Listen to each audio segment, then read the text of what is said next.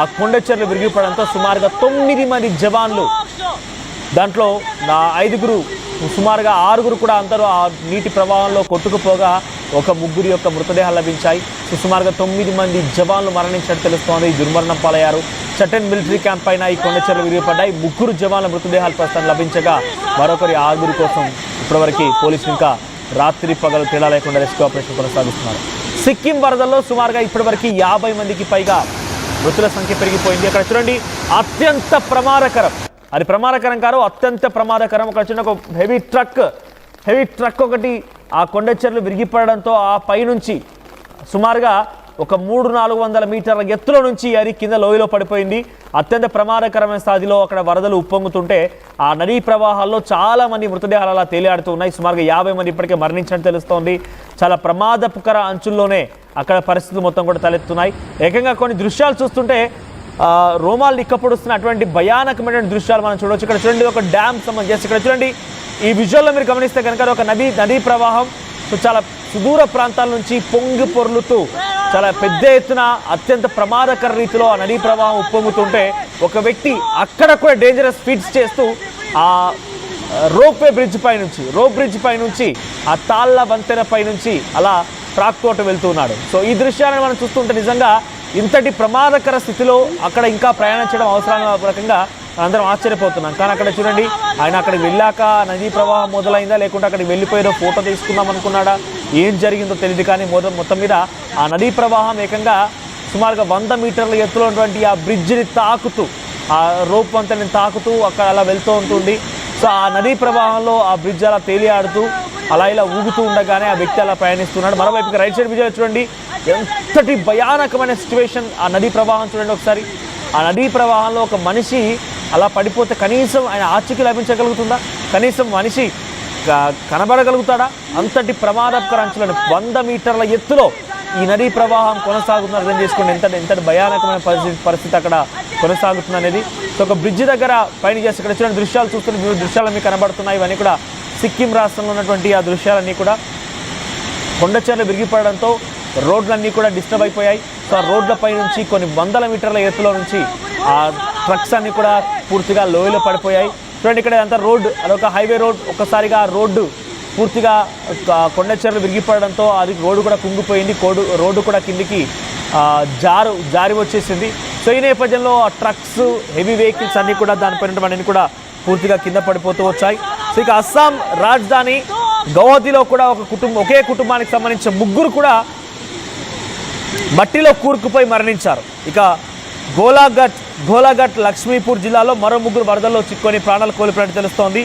ఇక అరుణాచల్ ప్రదేశ్లో కూడా ప్రయాణికులతో వెళ్తున్నటువంటి ఒక వాహనం వరద నీటిలో కొట్టుకుపోయినట్టు తెలుస్తోంది. ఇందులో సుమారుగా 7 ప్రయాణికులు తెలుస్తుంది. వాళ్ళంతా కూడా ప్రాణాలు కోల్పోయారు.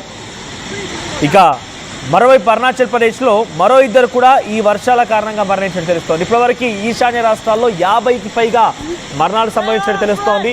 సిక్కింలో నిన్న ఒక్కరోజే సుమారుగా 9 మంది ఆర్మీ జవాన్లు దుర్మరణం పాలయ్యారు. పెద్ద ఎత్తున కొండ చెర్లు విరిగిపడి వాళ్ళ క్యాంపు పైన పడడంతో వారంతా కూడా ఆ ల్యాండ్ స్లైడింగ్లో కొట్టుకుపోయారు. సుమారుగా 6 కొట్టుకుపోగా మరొక 3 యొక్క మృతదేహాలు లభించినట్టు తెలుస్తోంది. సో ప్రజెంట్ ఇంకా గాలింపు చర్యలు కొనసాగుతున్నాయి. ఇంకా సంఖ్య పెరిగొచ్చే అవకాశం కనబడుతోంది. ఈశాన్య రాష్ట్రాల్లో జోరుగా కురుస్తున్న వర్షాల కారణంగా ల్యాండ్ స్లైడ్స్, పూర్తిగా కొండ చర్యలు విరిగిపడడం అక్కడ ఒక భయాందోళనని క్రియేట్ చేస్తోంది. వాగులు వక్కలు అన్నీ కూడా అత్యంత ప్రమాదకరమైనటువంటి ఒక సిచ్యువేషన్ని ఫేస్ చేస్తూ ముందుకు వెళ్తున్నాయి. 100 మీటర్ల ఎత్తులో ఒక్కో నదీ ప్రవాహం 100 మీటర్ల ఎత్తులో అలా ప్రవహిస్తోంది అని అంటే అక్కడ పడిన మనిషి కనీసం మనం ఆ వ్యక్తిని ఒక్కసారి పడిపోయాడంటే ఇక పైకి మనం చూడలేం. అంతటి ప్రమాదకర స్థాయిలో అక్కడంతా కొనసాగుతుంది. రైట్ సైడ్లో మీకు రక్షణ చర్యలకు సంబంధించి ఆ దృశ్యాలు చూడండి.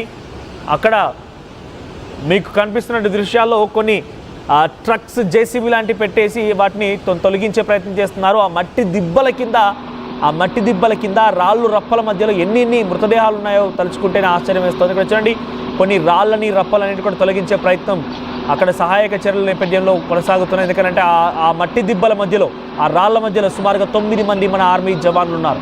సో రెస్క్యూ ఆపరేషన్స్ కొనసాగుతున్న కొలది ఒక్కొక్క శవం బయటపడుతుంటే అంతా కన్నీటి పర్యంతం అవుతున్నారు. ఎందుకంటే ఎవరు అనుకోని సంఘటన, ఇటువంటి ప్రమాదం ఒకటి జరుగుతుందని ఎవరు కూడా గమనించలేదు. మన గతంలో చూసాం కేరళ వరదలు ఎంతటి ప్రమాదకరంగా మనం చూసామంటే కేరళలో కొన్ని గ్రామాల సుమారుగా 3 గ్రామాలని ఒక నదీ ప్రవాహం ముంచెత్తింది, చెలియా నది.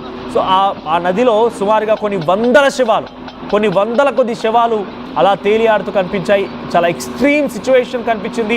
ఆర్టీవీ అక్కడికి సైతం వెళ్ళి చాలా సాహసోపేతమైన రిపోర్టింగ్ని మీకు అందించే ప్రయత్నం చేసింది, ఎప్పటికప్పుడు అప్డేట్స్ అందించే ప్రయత్నం చేసింది. సో ఇప్పుడు కూడా ఈ దృశ్యాలను చూస్తుంటే అప్పటి ఆ కేరళ దృశ్యాలు మనకు గుర్తు వస్తున్నాయి.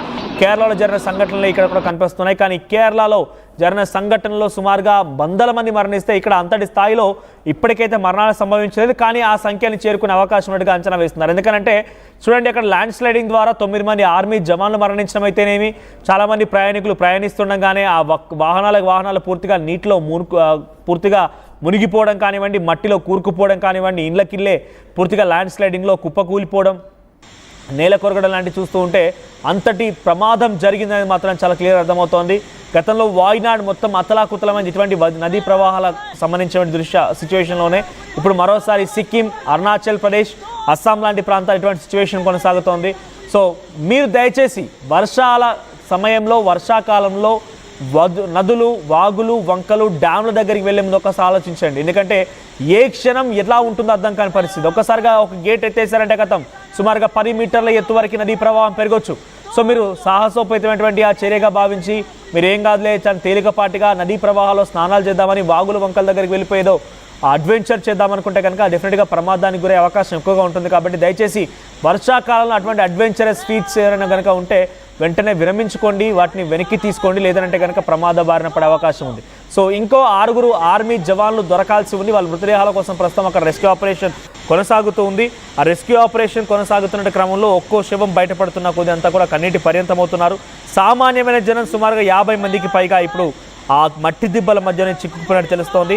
కొండ చెర్లు విరిగిపడిన నేపథ్యంలో సుమారుగా 9 మంది ప్లస్ ఒక నలుగురు బయటపడిపోయారు. 9 మంది అందులో చిక్కుకున్నారు. అంటే సుమారుగా 10 నుంచి 15 మంది ఆ క్యాంప్లో ఉన్నట్టుగా తెలుస్తోంది. చటేన్ ఆర్మీ క్యాంప్లో వారంతా కూడా ఉన్నారు. సో ఒక్కసారి 9 బయటపడగా మరొక 9 మంది అయితే ఇందులో చిక్కుకుపోయారు. ఇందులో దుర్మరణం పాలని తెలుస్తోంది. 3 మృతదేహాలు లభించాయి. మరొక 6 కోసం ఇంకా గాలింపు చర్యలు కొనసాగుతున్నాయి. అస్సాం, మణిపూర్, సిక్కిం, అరుణాచల్ ప్రదేశ్, త్రిపుర, మిజోరాం, నాగాలాండ్, మేఘాలయ, సో ఈ రాష్ట్రాల్లో ఈశాన్య రాష్ట్రాల్లో 7 సిస్టర్స్ అంటుంటారు. సో ఈశాన్య రాష్ట్రాల్లో సిక్కిం, అస్సాం, మణిపూర్, అరుణాచల్ ప్రదేశ్, త్రిపుర, మిజోరాం, నాగాలాండ్, మేఘాలయ ఈ 7 రాష్ట్రాల్లో కూడా చాలా భారీ నుంచి అతి భారీ వర్షాలు కురుస్తున్నాయి. ఎక్కడ చూసినా నదీ ప్రవాహాలు ఉప్పొంగుతున్నటువంటి ఆ సిచ్యువేషన్ కనబడుతోంది. కొండ చెర్లు విరిగిపడుతున్నాయి. రోడ్లన్నీ కూడా ల్యాండ్ స్లైడింగ్ ద్వారా పూర్తిగా నీలమట్టం అవుతున్నాయి. సో అటు ప్రజలు బయట అడుగు పెట్టాలంటేనే భయపడిపోతున్నారు. ఎప్పుడు ఎటువైపు నుంచి ఏ కొండ చెర విరిగిపడి తమపై పడుతుందో, తమ ప్రాణాలు పోతాయంటూ